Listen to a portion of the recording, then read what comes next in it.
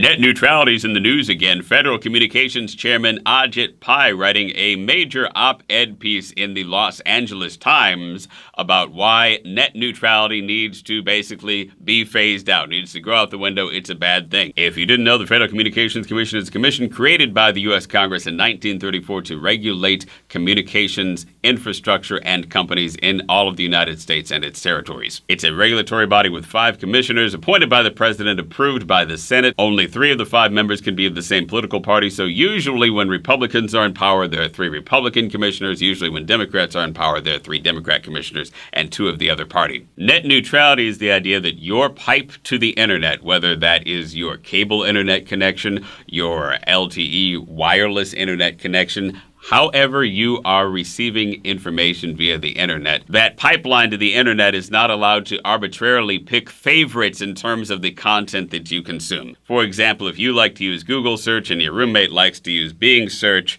your internet service provider can't say, well, Bing is paying us a lot of money, so we're going to slow down Google and Yahoo and their other search engine competitors to make Bing load fast. They're not currently allowed to do that. In theory, it should also mean that your internet service provider cannot slow down a video site like Netflix that uses a lot of bandwidth.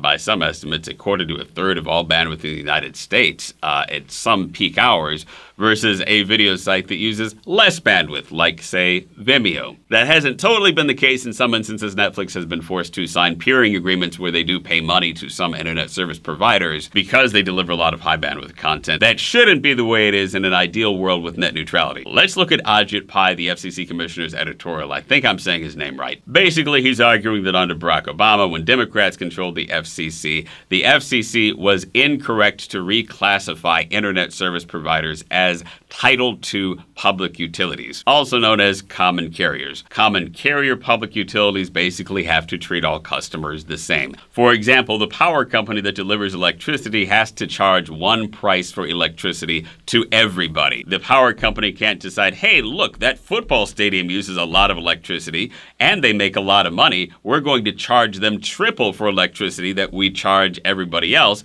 because we can and they really need it and they're successful and they have the money to pay us. The power company is not allowed to do that as a sort of common carrier. Ajit Pai says this Title II reclassification is an example of government overreach, that there was no problem with the private industry regulating itself, that broadband internet infrastructure in the United States thrived before this Title II reclassification, and that reclassifying internet service providers as a public utility is actually injurious to the development of better, higher quality, faster internet infrastructure in the United States. He points out that investment in new internet infrastructure is down a very small percentage, like 5%, since this Title II reclassification. The main rhetoric Ajit Pai is using in this editorial, which I've linked below, is that big government needs to stop oppressing private industry and let the private market thrive, which will create more jobs, it'll create better, faster infrastructure, and be good for the people of the United States. I disagree with the FCC commissioner's editorial. Number one,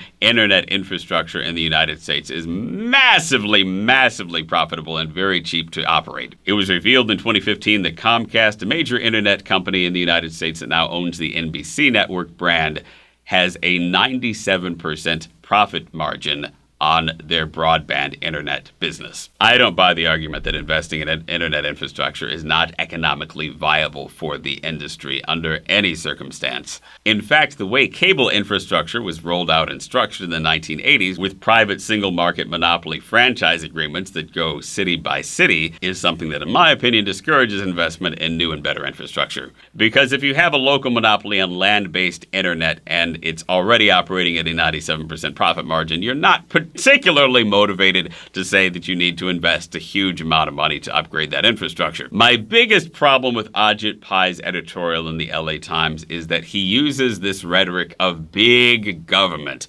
Big government regulation is what is forcing net neutrality onto internet service providers. Using big government as an insult is a pejorative term, the way the FCC chairman does in this editorial, is usually associated with local politics, regional politics, communities receiving less political power, and the federal government and some decision maker far away from local communities receiving a bigger piece of political power, a bigger piece of that pie. Historically, big government means less states' rights, less local rights, and more federal government determination of how you live your life. The irony here is that net neutrality, which is essentially what the FCC pushed under the Title II reclassification of internet service providers as public utilities, net neutrality is something that preserves the choices and rights of local communities, local municipalities, and local politics. Title II reclassification and net neutrality is basically saying, hey, if you live in a small town or a small community or